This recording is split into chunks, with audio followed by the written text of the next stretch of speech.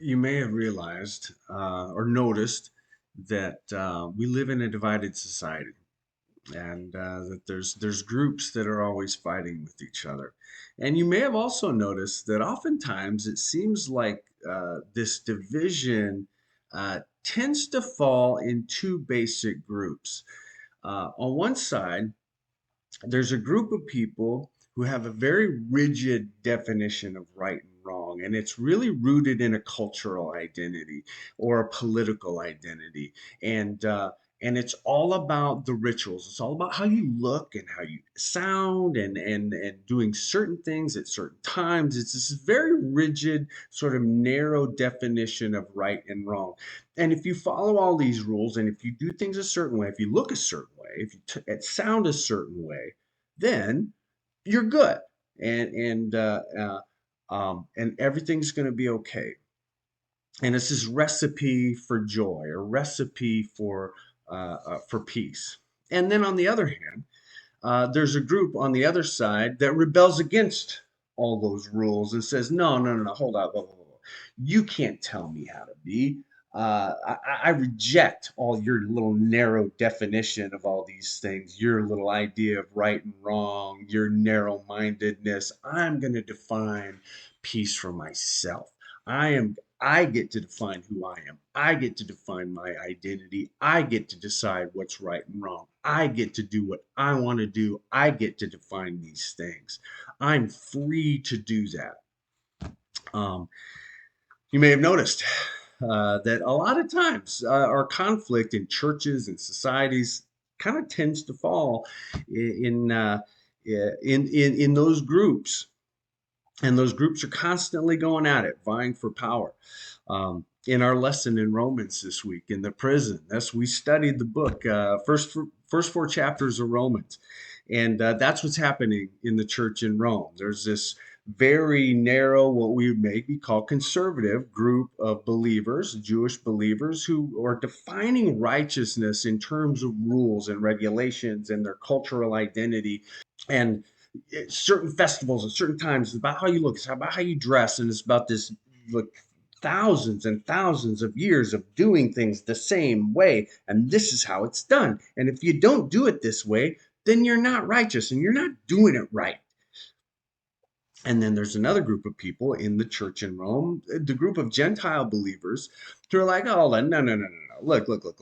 Don't push your weird traditions on us. We don't have to do all those food laws and dressing a certain way and all your festivals. Look. No, no, no, no. This relationship is about freedom. We get to do what we want to do. We get, because we have this new relationship with God, we get to define righteousness for ourselves. We get to define right and wrong for ourselves. We get to do what we want to do. And this is about us and our freedom. And you don't stifle us with all your rigid rules. We get to create this on our own. We get to do what we want to do. And Paul, the Apostle Paul, in his brilliance, addresses both groups and basically says, look, you are both in your own unique way completely missing the point about what this is about. That salvation, peace, this relationship with God is, it's not about rules, it's not about cultural identities, it's not about festivals, it's not about food laws, it's not about, all these rigid rules and regulations. On the other hand, it's also not about giving yourself permission to create these things for yourself. What it is about is accepting God for who God says God is, who God's always said that He is. From the very beginning, God says, look, I love you. I love you so much. All you human beings, I love you so much. I made you. I made you for this relationship. And all I want is for you to accept that, and accept this love that I have for you, and trust it. Trust the love that I have for you. Trust me. Trust who I say I am, and trust how I say this relationship works.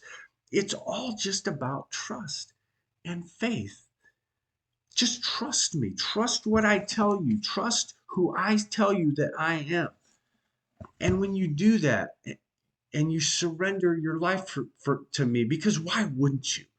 When you accept my love for you, when you accept God's love for you, my goodness gracious, why wouldn't you surrender your life to that incredible, incredible love that you can't get anywhere else? That's all God says. Accept my love for you. Accept what I tell you. Accept this incredible gift of my son. Because I've given you a way out. Because look, you're all sinful. Nobody's better than anybody else. You're all screwed up. And I know that. I know that you're all prone to make the wrong decisions. You're prone to selfishness. You're prone to trying to make up your own rules. You're prone to getting off track. I get that. I know that. But here's the thing. I'm giving you a way out. I'm giving you a way back to me. And that way back is accepting the incredible gift of my son. I've sent him to you so that he could pay the price for you, so that he could pay that penalty. And all you have to do is accept it and have faith that I am who I say I am, and I'm going to do what I say I do. Accept my word. And when you do that, you are restored. You are free. You are forgiven. It's not about your little rules, and it's not about giving yourself permission to make up your own rules. It's about accepting who I am and accepting this message of love that I have for you. Uh, so, look, if you're looking for a different life, if if life's not working out, and you're saying, you know what, I think there's something better for me. I've tried doing it my own way. I've tried following other people's rules. I've tried fitting into other things, and look, can I be honest with you? It sucks. Sorry, excuse my language, but I've tried these things. I've tried it both ways, and they are profoundly disappointing. But then when you try this, really try this, accept God at his word and do what he says to do. I'm telling you, it's a life like no other. If you're looking for that kind of life, hey, you might want to consider dedicating some time to what's going on in here and accepting the incredible love of God through his son. All right, that's what I got this week. Hey, let's take care of each other. No matter where you're at, no matter which group you're in, whatever. Hey, we're all on the same team. We're all on the same team. Let's take care of each other. Peace.